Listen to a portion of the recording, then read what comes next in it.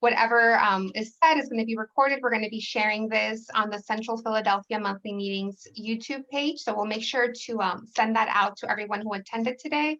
If you would like to receive a copy of today's recording, please put your email address in the chat. So to find the chat, you go to the bottom of your screen, you'll see the little chat button. You can put your email address there, and I'll make sure to send you a link to this recording. Okay. So today's event, I'm gonna do a little introduction right now of Rocky. He's gonna talk a little bit about his books, about his poetry, and we're gonna have time for Q&A, for just questions and maybe a little bit of conversation amongst ourselves. And at the end, Nicole will let you know where you can find his books, and that's it. Before we begin, before I do the introduction for Rocky, are there any questions? Any kind of Zoom technical questions? I guess a year into quarantine, we're all Zoom pros, aren't we? Okay.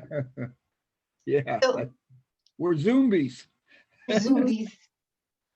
Well, please join me in welcoming Robert Rocky Wilson for selected readings from his books and the poetry of Walt Whitman. Rocky says, I came to Camden by accident and never dreamed of how rich I could become in the poorest city in America. Rocky Wilson is a poet, performance artist, and Walt Whitman interpreter. For over 25 years, the author has hosted Pizza and Poetry, one of the longest running poetry series in New Jersey. And in 2019, he received the Camden County Freedom Medal for his celebration of the city. Peter Murphy from Stockton University says that Rocky Wilson is not just the muse of Camden, New Jersey, the poorest city in these rich, un-United States. He is its soul. Like I mentioned earlier, we'll have time for Q&A of Rocky after his reading, but for now, I'm gonna turn it over to Rocky. Thank you so much, Rocky. Oh, you're welcome. Hi, everybody. I'm gonna start with a little health tip because I know that these are serious times health-wise. The health tip of the day is if you keep a cup of coffee in each hand, you can't accidentally touch your face. And today, a few hours ago, I wrote my latest poem. It goes like this. A good morning. The hot tea kettle whistles at me. A good morning. The hot tea kettle whistles at me. And my friend Lamont Steptoe always offered a little libation to the earth before he did a reading. My grandmother loved water, and she was such fun at parties, everybody thought she was drinking gin. To go back to my ancestors, this is my mom, myself, and my little cousin. And this is a poem my mom read or wrote the night after our wedding anniversary, 1944. I'm in bed and the house is still. Rocky's tucked in his crib. His daddy's picture is looking at me, saying, take care of yourself, Rocky and Butch. There's a single rose by his photograph. It's a red rose with a bit of fern. He wears a uniform, a symbol of war and heartache. Yet clear and lovely the rose stands out, a symbol of beauty and hope. He sent it, one of a dozen, to me. It means not only beauty and hope, but love and warmth and goodness, even on this dark day of tragedy and fear. A rose stands out and makes it clear that beauty, love, and right are always here. Thank you, God, for a rose, a red, red rose. This is the closest thing I have to a rose sent to me on Valentine's Day by Joanne. Just remember in the winter, far beneath the bitter snow, lies the seed that with the sun's love in the spring becomes the rose. God bless you, Mom.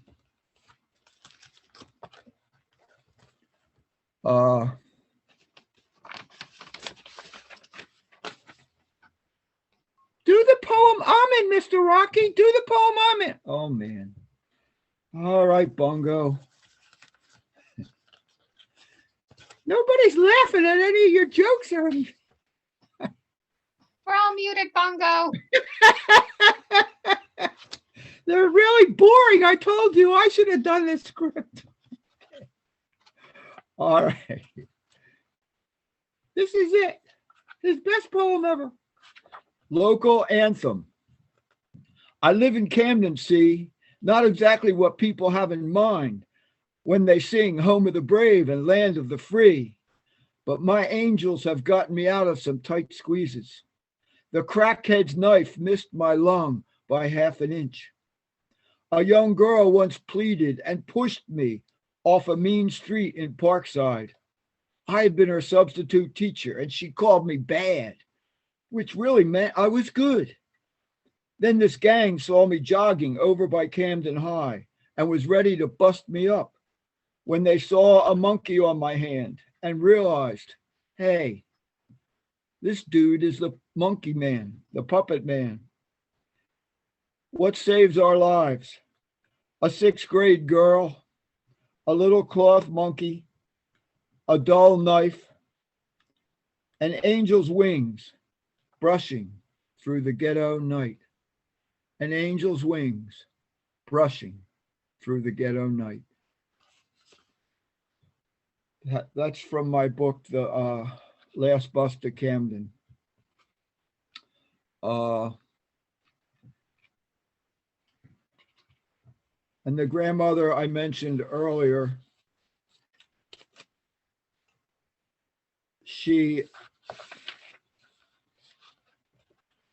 when she was younger and I was very younger, very much younger, she came over to babysit.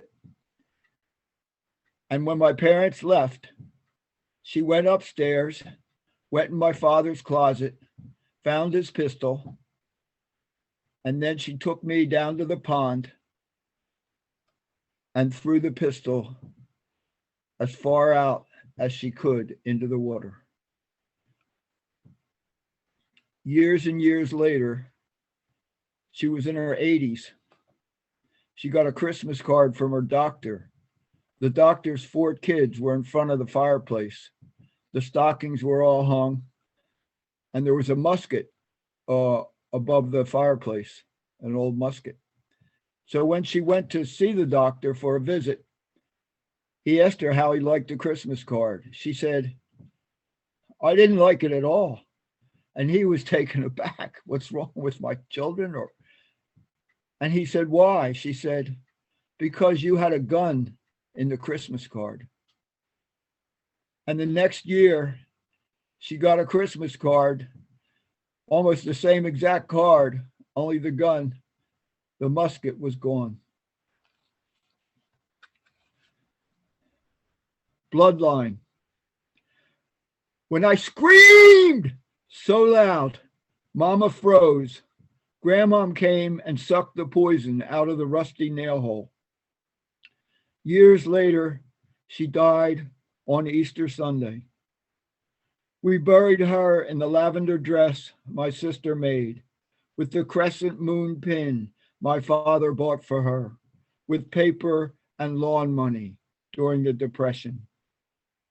Once, like Abraham, she raised the sharp edge of that moon over my father. It was like this. Blood filled the delivery room. Another child would kill her. She voted for Wilson, who promised to end all wars, and that was her last Democrat. When my father was drafted, Grandmom prayed that if it came down to it, his life be taken first. She didn't want him to live with another man's life on his conscience. 2 days before he was to land on Normandy Beach. My father got the measles. Today, I run my fingers over the names of people killed in Vietnam. I find my friend Lanny's name and pieces of my grandfather's name, pieces of my father's name, and my own.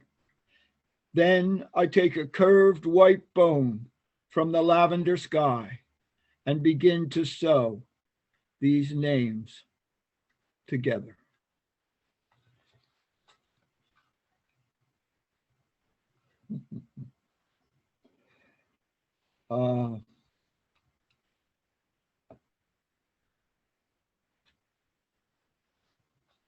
I'll read a few haiku.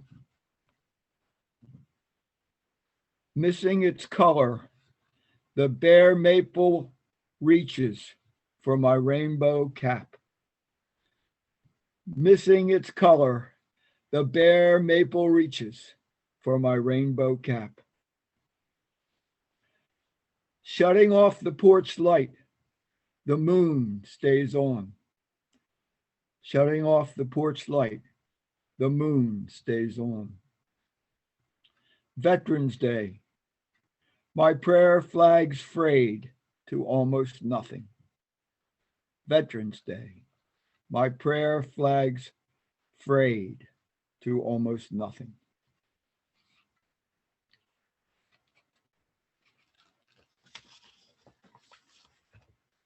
I'm going to read something from a chapbook published by Moonstone Press.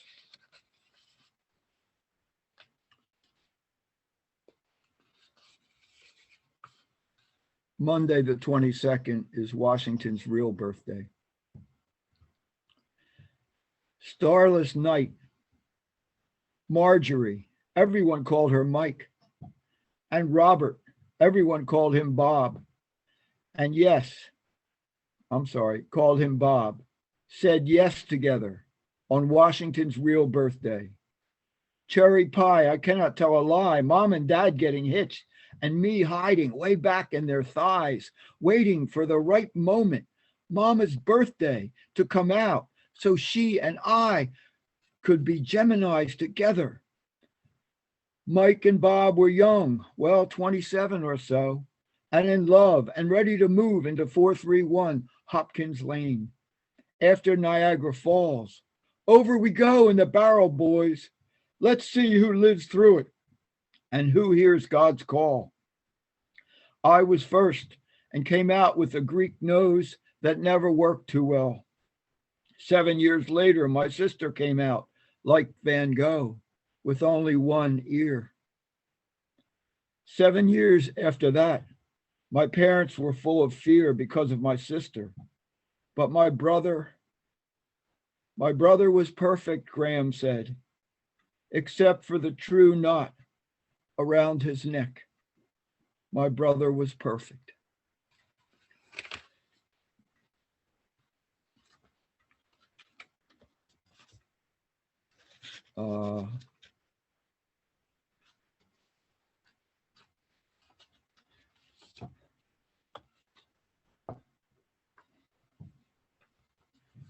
Another haiku. The young guy on the corner plays the air guitar, slightly out of tune.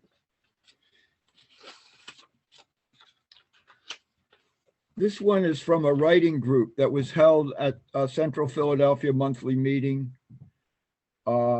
with Brad and some other people. I don't know if there's anybody here that was in that writing group. The poem's called Traveling.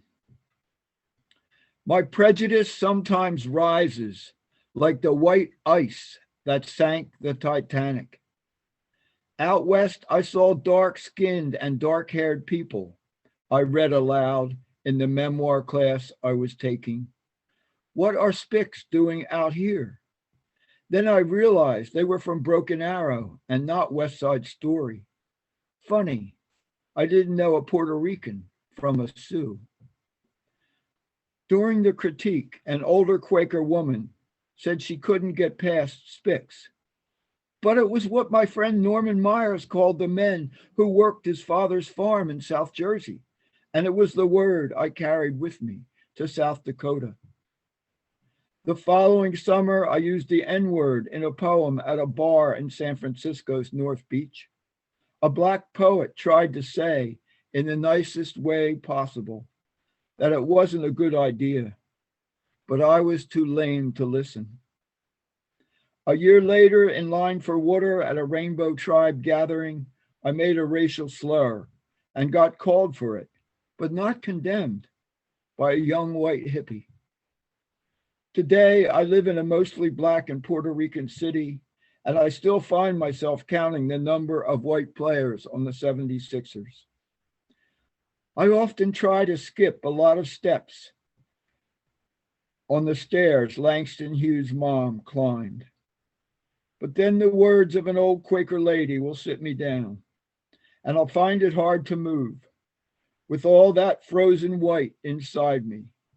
So I'll just sit there on the marble stoop and sing something softly to myself, like, we shall overcome, we shall overcome. I'll sing it over and over like a mantra until something cold and hard and very white inside me begins to melt.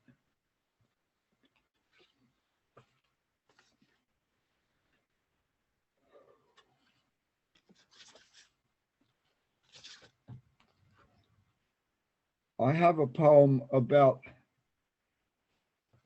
I hope I can do it, Laura Sequoia Sherman.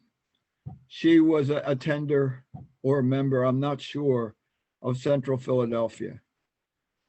And one time, she stood up in meeting and started to dance. And she said, as she danced, anyone that wants to join me, please do. And this poem's for her. It's called Stopwatch. The IMAX movie on Wales wasn't cheap, but Laura just looked down at our rainbow leg warmers. So I broke a 20 for both of us. While the short feature took me flying over Independence Hall, Old City, and the Ben Franklin Bridge, Laura took off her blue and white whale scarf and said, look at this. Shh. I was stuck in the body of a soaring bird in a taboo of talking in a movie. The expression on her beautiful face forced me to land on the parkway between the flags of Uganda and Uruguay. The breaching saved us. A blue whale is the height of a 9-story building, and a small child could swim through its veins. A humpback song can go on for 30 minutes. There was not enough breath left to be upset with each other. When I tried to admire Laura's scarf after the movie, the tiny blue whales dove quickly under her green coat. I did get a look at her favorite t-shirt, Give Peace a Dance. Laura's watch said 11:11. That's what it always said. Neither of us wanted to trade the South Seas for Philadelphia in February. Hot chocolate sounded good, but who would pay? Not me again. She wasn't even my girlfriend. We parted near Logan Fountain where the statues were snowed in, she going west toward her apartment, I east toward mine. Now Laura's watch sits upstairs in my drawer. If there had been a wishbone in the ashes we placed in the sea, I would have asked the waves for one more time, for one more chance to say, 2 hot chocolates, please, with whipped cream, for one more chance to touch the whales that swam so delicately around Laura's neck.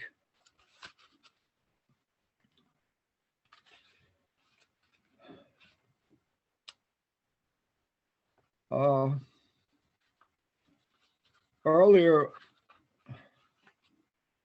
Someone mentioned, well, I guess it was Pam talked about Sacred Heart. They always had a special Candlemas service. His alarm set, the groundhog sleeps. It wouldn't do to be late for his 1 day-a-year job. It's his few seconds of fame. Sun or clouds, shall he run back to the burrow or shall he dance? Whatever he does, we're halfway between the winter solstice and the vernal equinox. February 2nd, Celtic spring. You have heels, lads and lassies. Become foals or fools and kick them up. The light slants to the north. Winter, despite reports to the contrary, is on the run. A faint blush returns to Walt Whitman's cheek as the daffodils begin to dream.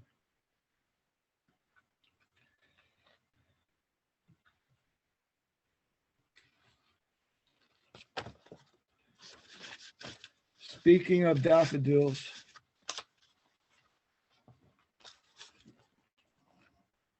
Rita, my mother, saw daffodils. Rita, I remember our conversation. Old wood begins to sprout leaves. Trees grow where desks stand. The history of the people carved into them.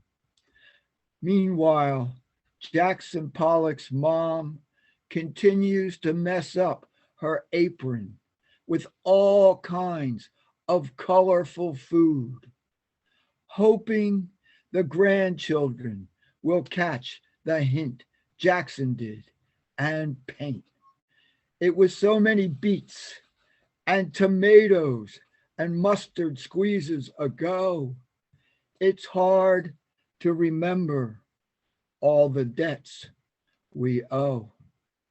My mother saw daffodils. I was cleaning her windows for her and dropped the yellow paper towels on to the grass. But she didn't see a messed up yard. She saw daffodils. She saw daffodils.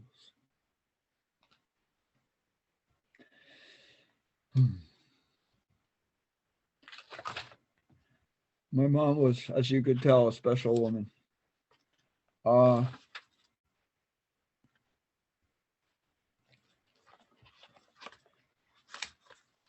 How's the time, Diana? Thank you, Rocky. Do I have time for one more or? We definitely have time for one more, right? 11:25. Okay.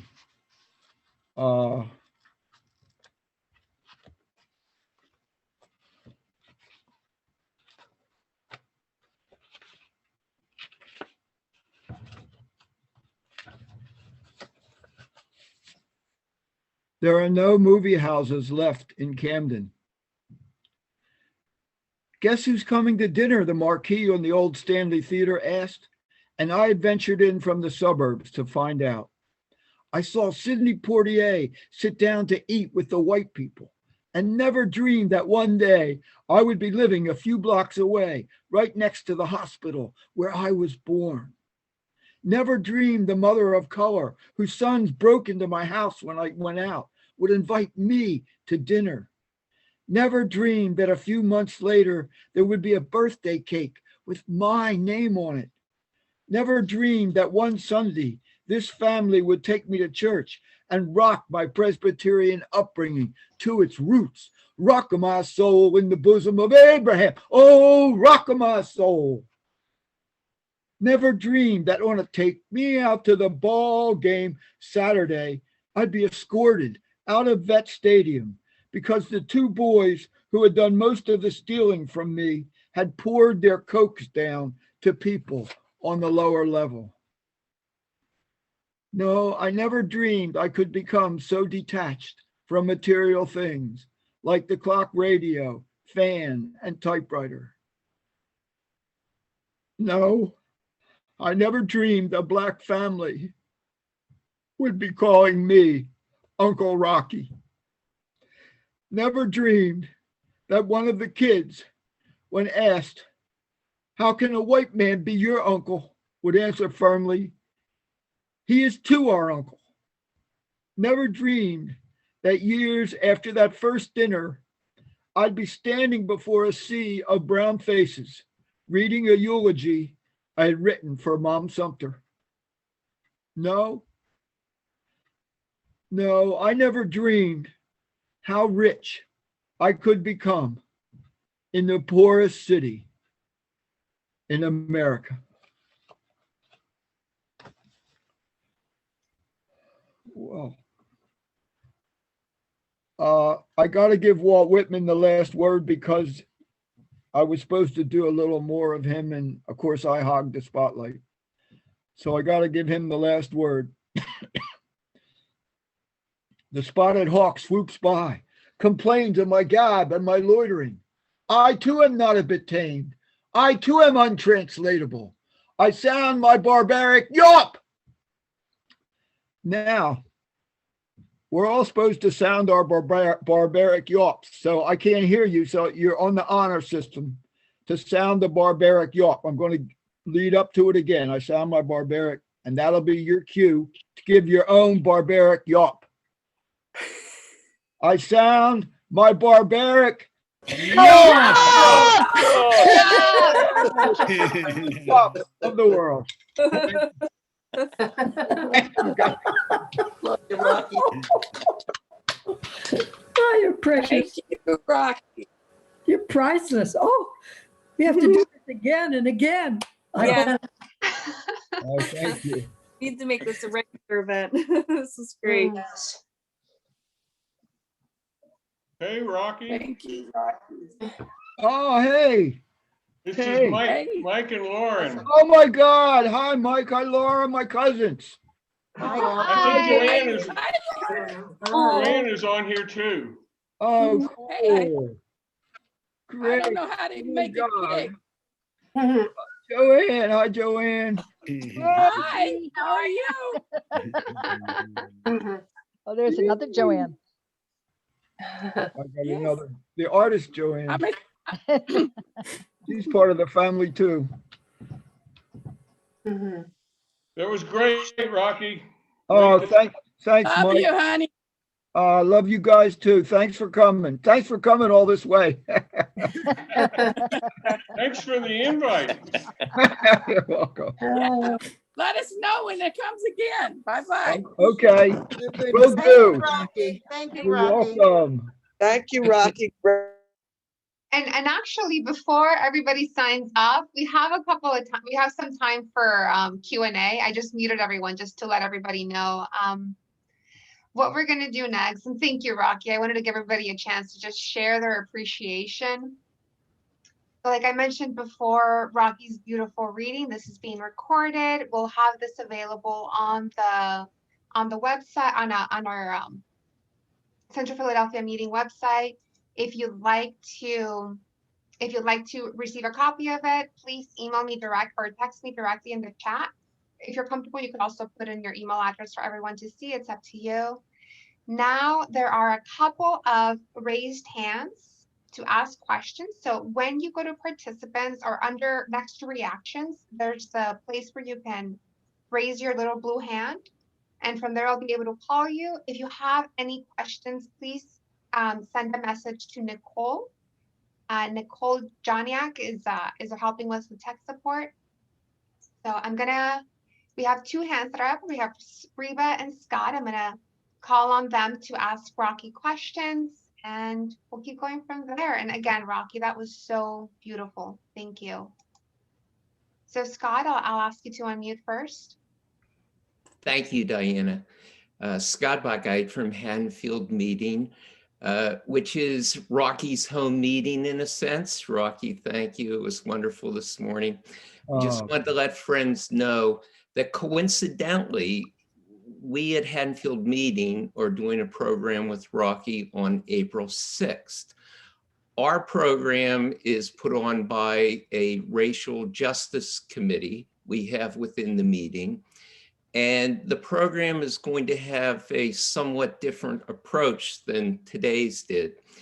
We are going to focus on, with Rocky, on his journey from growing up in Haddonfield to living most of his adult life in Camden, two very different communities.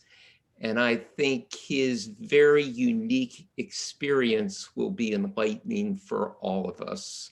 So Diana, perhaps I can get the announcement of that to you. You can distribute that. But people were saying we should do this more often with Rocky. We are going to do it more often with Rocky, April 6th at 7 p.m. Thank you, Diana, for letting me, Bud Friends, know this. And Rocky, thank you for today and your willingness to participate on April 6th. Oh, you're welcome, Scott. Thanks for coming.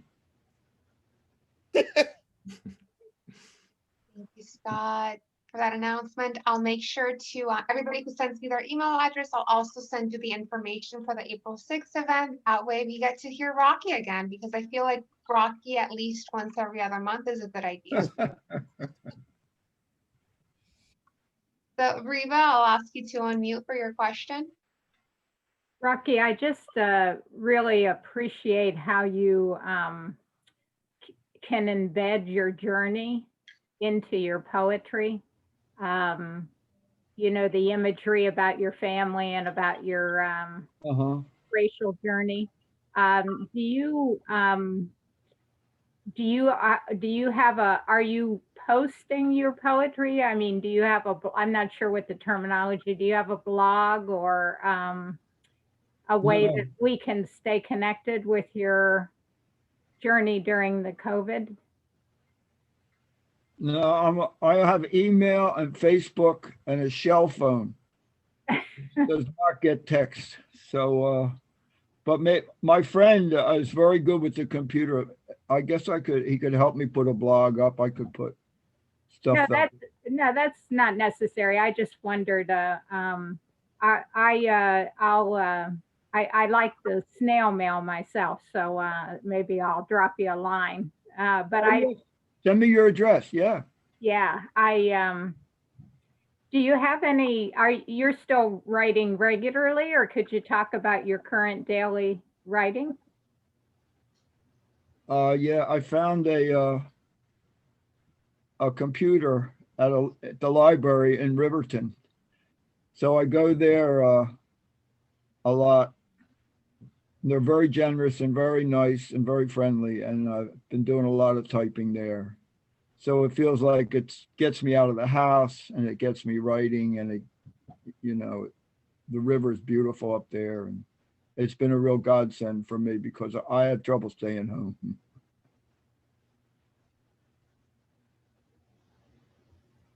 So yeah, it looks like Greg Barnes just messaged us.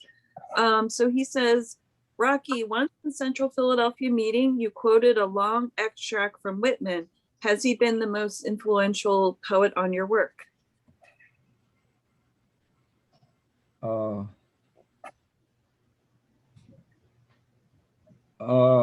he's been like a spiritual father to me.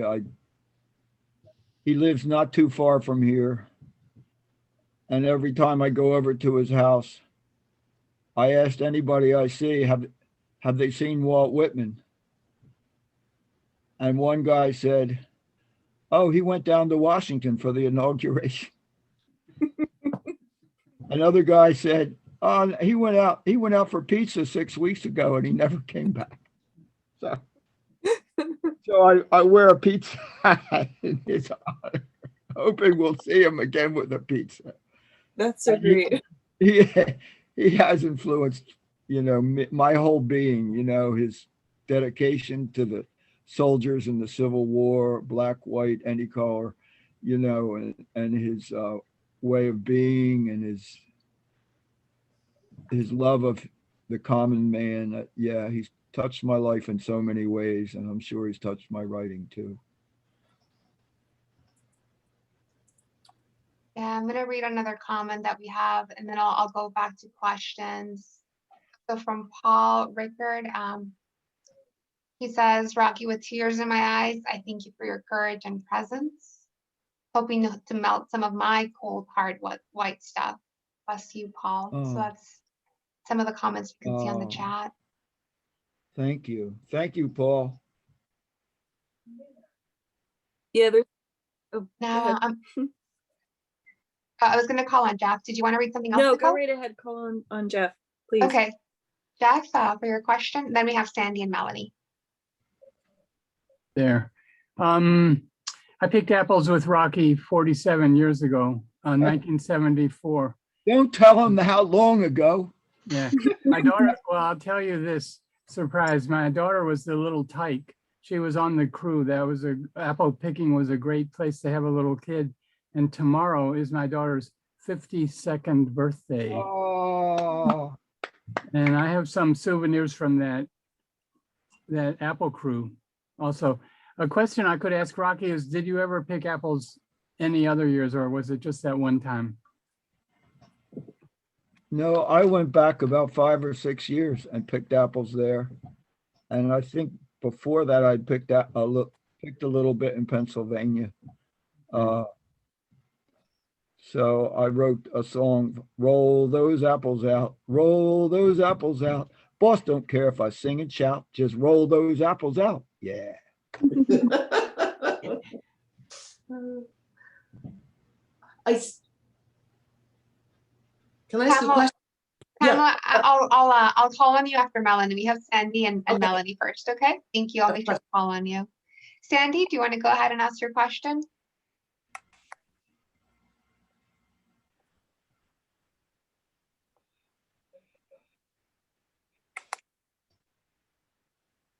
I especially had tears in my eyes about Laura Sherman and your brother. I wasn't sure if Bongo is as much a Phillies fan as you are. And I also was struck as I'm learning American Sign Language myself, how often you were signing your poetry with us. Maybe you could sing and sign Take Me Out to the Ball Game for Bongo. Is Bongo a big baseball fan as well? Wait 1 second. Can you hang on a second? Definitely. We're all here.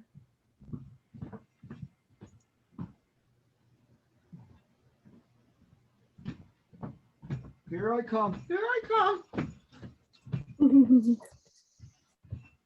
Now. All right. I'm not wearing a Pittsburgh Pirate hat like you, Sandy.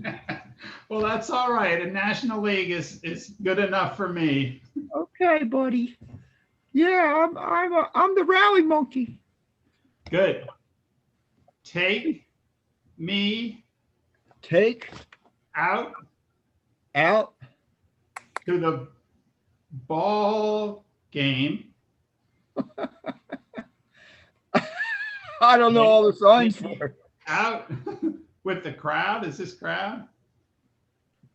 Hey, give me some. Buy me some peanuts and Cracker Jacks. Oh, you know it. Hold your hands up a little. Cracker Jacks. Yeah, yeah. I don't care if I ever get back. For it's root for that home team. He's making it up. If they don't win, it's a shame. He's making it up. 1, 2, 3 strikes, you're out. Out. At the old ball game. Thank you, Bongo. You're welcome. Thank you, pitchers and catchers in Clearwater. Let's go.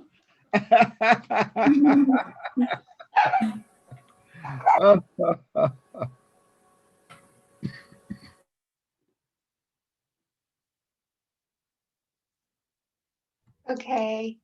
Melanie, if you want to go ahead with your question. Yes. First, thank you, Rocky. I really enjoyed this. I always enjoy your poetry. And I was wondering, when did you first start writing poetry and what inspired you?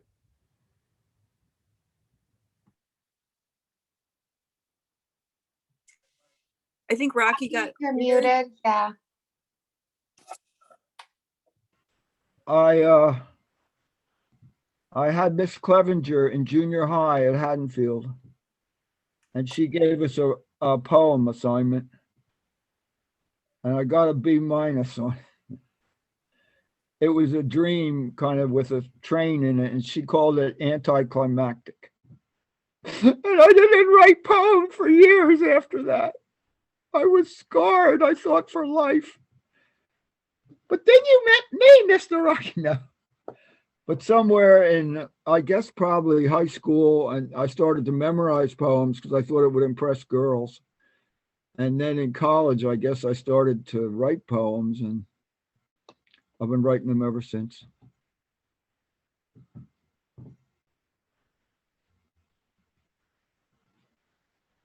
Yeah. Thank you, Melanie, for that question. And as someone who's dating somebody who quotes poetry pretty often, I think I find it very impressive. Good. The next question is from Pamela. If you want to unmute yourself, Pamela.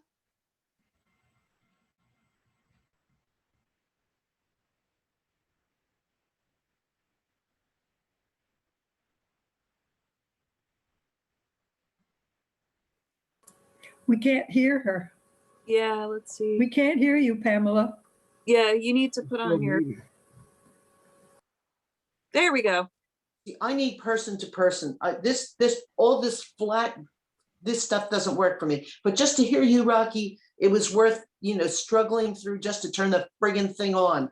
Anyway, I have a feeling that I have your book, but I don't see it on my shelf. So I need to find the address for the Fireflyer, how I could go about ordering the book, and something. Oh, it occurred to me about, oh Lord, I am not worthy, all that kind of stuff. And then I thought that once you know you're worthy, you dare. And Rocky, I think the stuff that you say, I think, how dare you? And then I think to myself, how dare you not? Because it would just go wasted if it didn't get said. Rocky, you touch my heart, and you make me smile, and I don't smile anymore. So thank you. You're welcome. Thank you, Pam. But I need your address because I need to write. I think I might need to write to you. I know you're in Camden someplace. Well, you're on my email, aren't you? On my email? No, I don't think so. Oh. Rocky, it's up to you. I could put your address in the chat, or if you'd prefer, I can share email, whichever. Yeah, put it in the chat. Put it everywhere. Yeah. And yeah, to answer about where the book is, and definitely feel free to reach out to Rocky. It's also at Moonstone Arts, and I'm trying to find my notes here. La Unique Books in Camden, and Inkwood Books in Haddonfield. And Joe, do you want to tell us about Firefly, your offerings?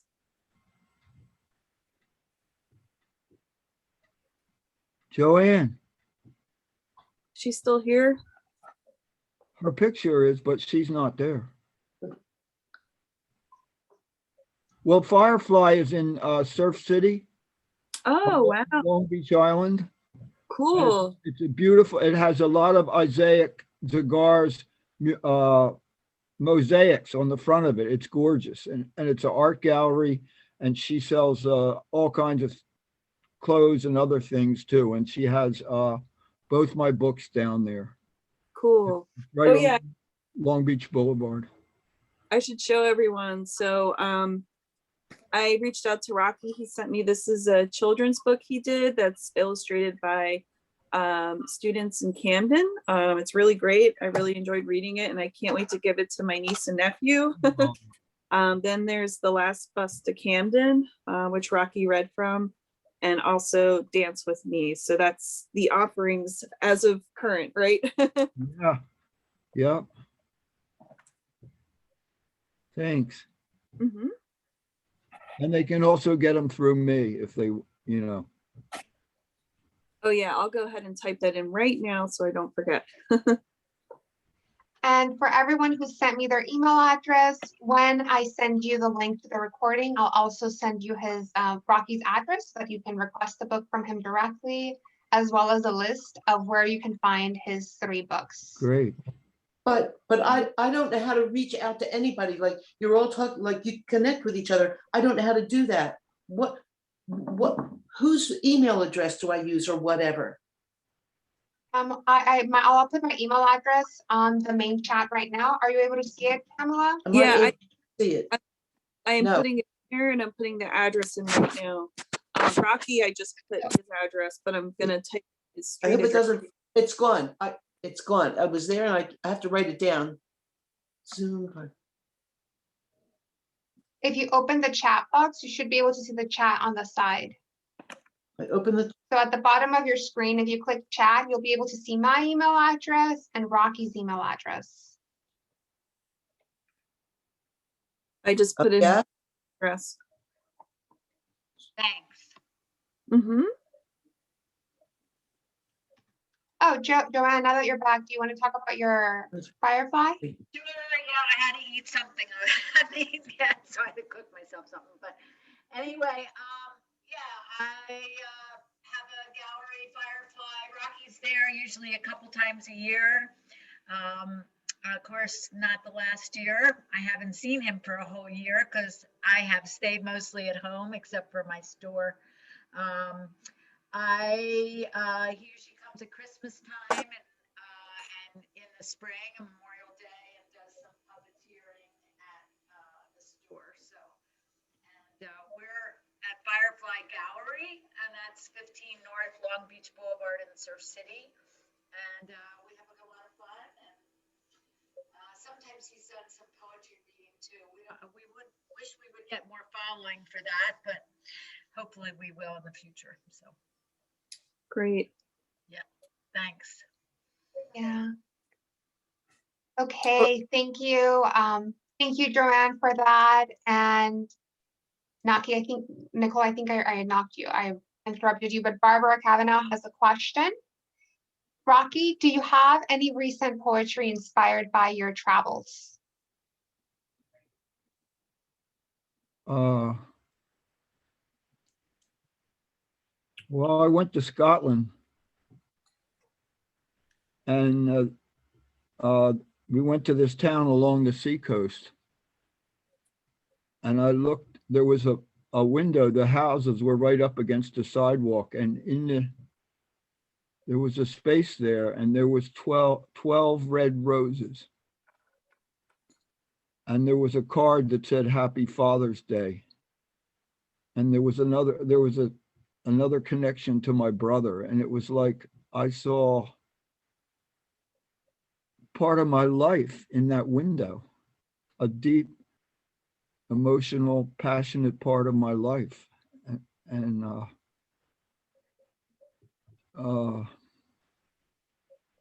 my father took 12 roses to a boy, his best friend, who was killed in World War II, and every year he took 12 roses to his friend's mother. And so I felt like how God works, or how the muse works, or how the spirit works, is they put all those things in the window for me, for my heart, to let me know that, that there's something else. There's something more than this, whatever virus, something more than worrying about your bills and everything else. And even though they could be real, but there's something else. Always there's something else. Always there's something else to lift you out of wherever you're in. If you just open up and be open to the possibility. That's my poem, I guess. Thank you, Rocky. That was beautiful. Oh, Barbara, great to see you. Good to see you too. Wow. Same here. You brought tears to my eyes. Well, I cried through this whole hour, so we're even now. Oh. Thank you, Barbara and Rocky. I'm going to read a couple of messages that came in through the chat. Rocky Berta says, wonderful to hear, see, and feel you and Bongo. I wept and laughed with you. I miss being in your physical presence. And Berta, I think I can all say that for each other. Who was that? Berta Britz. Oh, yeah. Yeah. Thanks, Berta. Then we have Michelle who has a question. She would like to know if Rocky, have you ever blended your dance with your poetry? Do you and Bongo have a favorite wedding that you attended or have participated in? So it's two questions. Have you ever blended your dance and your poetry? And do you and Bongo have a favorite wedding that you've been a part of? Yeah, I had a poem I thought I might read today, but there wasn't time. It's called Dear Stella. Stella and I were in the dance department at Temple together. So she went to study in Sierra Leone. So not to study, she was in the Peace Corps actually. So I said, it's all a dance, isn't it, Stella? They will know in Africa. Find out for me. No, don't trust the males. We don't want this information to get into the wrong hands. Imagine. Everyone a dancer. Everything a dance. Imagine. Everyone a dancer. Everything a dance. So that was kind of my big poem and movement. It was a little hard to do it all here, but got the idea a little bit. And my favorite wedding. The first one that came to mind was it was like a week where I went to like 4 or 5 weddings in 1 week. It was out in California. And the best wedding of all was on the beach, and they had this keg of wine, and they had a goat. I think it was a goat that was like on his side because the wine keg was dripping, and the goat was getting the drips of the wine in its mouth. And it was on the beach in California, and it was just gorgeous. And I never forgot that scene with the wild goat and the dripping wine keg and all that joy, that California joy that just spread through my whole body. And I hope I brought some of it back to the East Coast. Who was asked that question? That was from Michelle. Oh, Michelle, okay. I have another comment here from Sandy that he mentioned that years ago, Rocky, you had a one-man show at the Central Philadelphia Monthly Meeting that had a lot of poetry, but also he remembered some dancing. Oh, yeah. Yes, I do remember. That was a Whitman show. Okay. You were being Walt Whitman. Oh, yeah. Once in a while, he lets me be him. All right, we are 5 minutes till the hour. This was a 1-hour event, and I feel that I've gotten so much out of it. I think I can speak for a lot of people here that this was really moving. I think it's been one of the most moving experiences I've had on Zoom. So thank you so much, Rocky, for making this possible, for sharing your with us. You're welcome. Thank you. You're a great host. Would you like to read one last poem before we end today's event? Yeah, sure. Diana, I was wondering, since we did get comments, if we should just maybe after the last reading, if anyone wants to hang around to so hear the comments, because I don't know if that transfers over for him later or not. So what I'm going to do with the comments is I'm going to download them, and the ones that are comments of like thank you and appreciation, I'm going to send them separately to Rocky so that he has a chance to like read them and have them on his own. Like Nicole said, we will officially end at noon, but then if anybody wants to stay around and just chit chat, we're also going to have that open. But I will stop the recording at noon. Great. All right. Rocky, Okay. This is, Rocky. yes. I'm ready. Although, can you hear me? We Oh, can hear yeah, you, Michelle. Although we love your answer to your dancing and your wedding, Joe and I are very, very sad. How can you compete with a drunken goat? I love you. They had a lovely Love you, wedding. Rock. This poem is in, it's the last poem in Dance With Me. Pas de deux. On one of the birch branches by the river, a huge plastic bag swings in the wind, a parachute of light that somehow has brought Robert Frost down beside the Cooper River on the outskirts of Whitman's town. The good gray poet appears in his broad-brimmed hat. Come on, Frost cries, and up the birches they shimmy, up and up until the trees groan and bow to the majesty of language. Whitman cannot resist a barbaric yawp, while Frost forsakes his stoic New England silence and makes a kind of ki-yi-yippee sound. The two poets embrace. They have much in common. Frost has lost a young son, Whitman a nephew named after him. Whitman has died in 1892 at 6:43 p.m. on Frost's 18th birthday. Now Walt can help Robert blow out candles all over the world. They can sing the songs of the open roads not taken. They can climb onto the roof of a sugar house in New Hampshire and get tipsy on the smell of boiled down sap. They can ride the Staten Island ferry and make jokes about New Jersey, but not Camden. They can attend a Red Sox-Yankees game and make freaky things happen. Whitman loved baseball. They could be glad they could swing on birches and lay down in fields of grass. And they can be glad they had the chance to write on cave walls with pieces of charcoal. Go, Robert, go, Walt. Thank you Thank so you, much, everybody. Rocky. Oh, you're welcome. You're welcome. My pleasure. Okay, with that, I'm going to stop the recording. And